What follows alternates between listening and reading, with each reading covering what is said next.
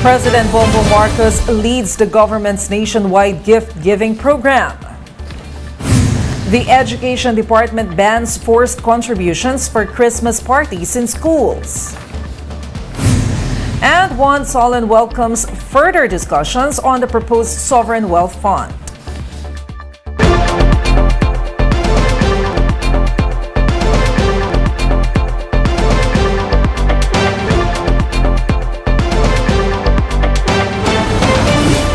Fast, focused, and fearless. Here's a roundup of stories we're watching now. I'm Maricel Halili.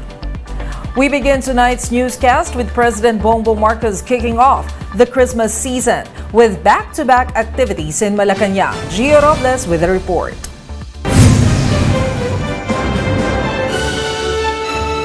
The Kalayaan grounds of Malacanang looked like a theme park on Sunday. From clowns to giant inflatables to rows of food stalls. Around 600 less fortunate children were invited for a gift-giving program dubbed Balik Sigla Bigay Saya. The kids received their Christmas presents from President Bongbong Marcos himself. The chief executive was also joined by his wife, First Lady Liza Araneta Marcos. In his speech, Marcos Jr. greeted the children a Merry Christmas, saying he is happy to continue this tradition. Napakasaya talaga at hindi kumpleto ang kahit anong Pasko kung hindi natin nakikita ang ngiti at tuwa ng ating mga anak, ang ating mga apo, ang ating mga kabataan. Kaya this is a very, very happy day for me dahil tradisyon ito dati pa dito sa Palasyo Gumang.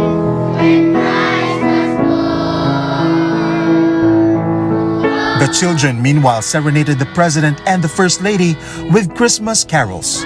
Marcos Jr. then joined in the fun by manning one of the pabitins.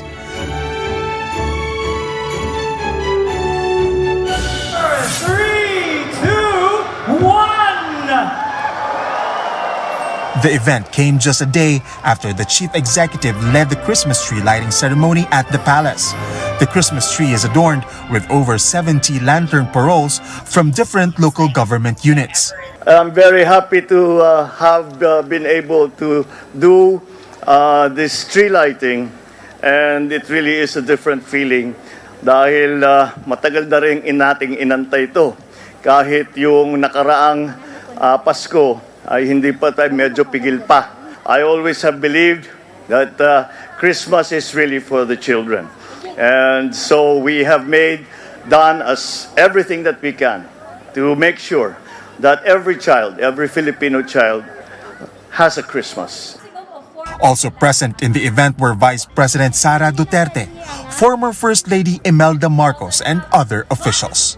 For News 5, Gio Robles, we are One News. Meanwhile, the Education Department has banned forced contributions for Christmas festivities. A debit order states that no student shall be excluded from the celebrations for failure to contribute. The agency is also encouraging schools to recycle old decorations to avoid additional expenses. The DepEd has maintained that Christmas parties must not be a burden on parents, students, and personnel. The Trade Department says manufactured Noche Buena products may see a price drop before Christmas. Speaking on One Balita Weekend, DTI Undersecretary Ruth Castelos said they don't expect any more price increase for Noche Buena items as there is enough supply. Castello advised consumers to check the agency's updated price guide. We'll be back with more stories after the break. Keep it here on One News.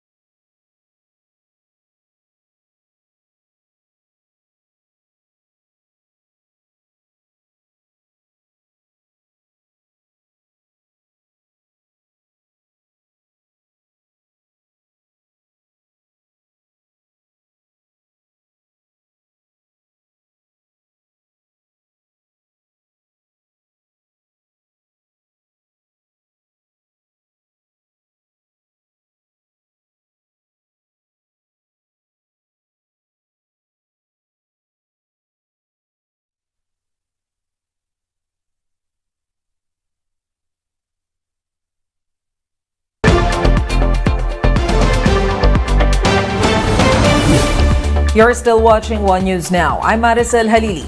Salmon and pompano are still available in wet markets following a moratorium on the imported fish ban. Justin Punsalang with a report. Craving for sinigang na salmon or steamed pampano? No problem, as these fish variants are still available in wet markets and supermarkets. This came after the Bureau of Fisheries and Aquatic Resources postponed the scheduled ban on December 4. Officer in charge Demosthenes Escoto said they will study if it's time to review Fisheries Administrative Order Number 195. It only allows the sale of imported fish in hotels and restaurants to prevent competition with local variants. We find it necessary to review that. Pinapakinggan din ho namin yung mga stakeholders at yung mga sinasabi ng kahit na nanggaling sa kaninong panig. So we will promise you that we will be able to come up with that regulation soon. The BIFAR said it will strengthen its campaign against illegal fish in ports and cold storage facilities for now. Sellers and consumers alike welcomed the Bureau's decision.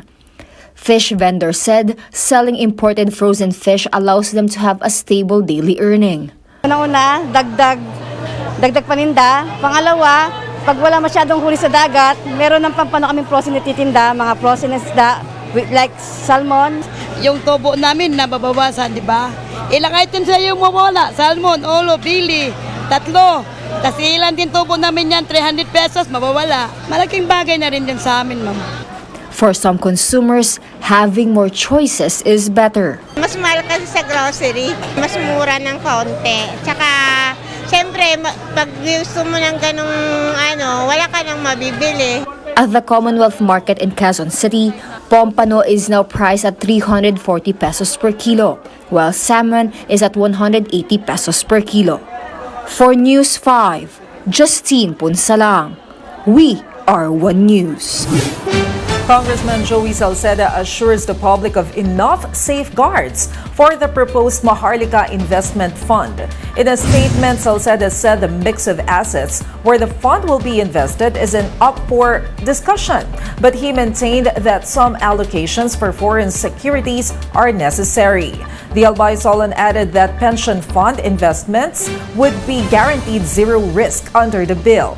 Salceda's statement came in response to Senator Amy Marcos, who proposed some tweaks to the measure.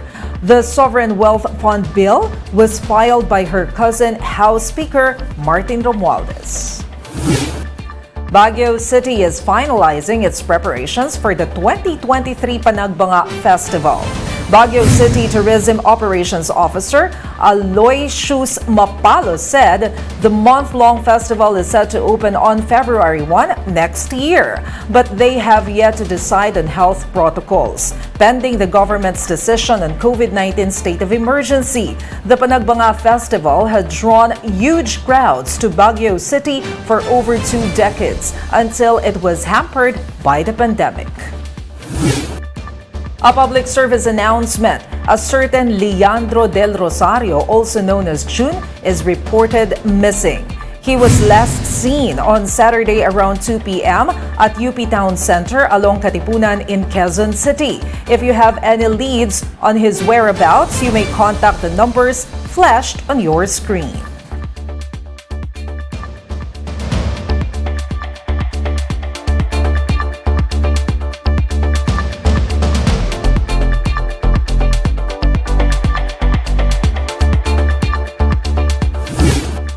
For more updates, visit News 5, the Philippine Star, and Business World Online.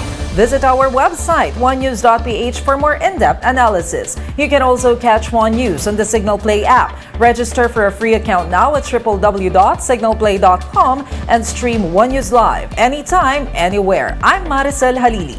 We are One News.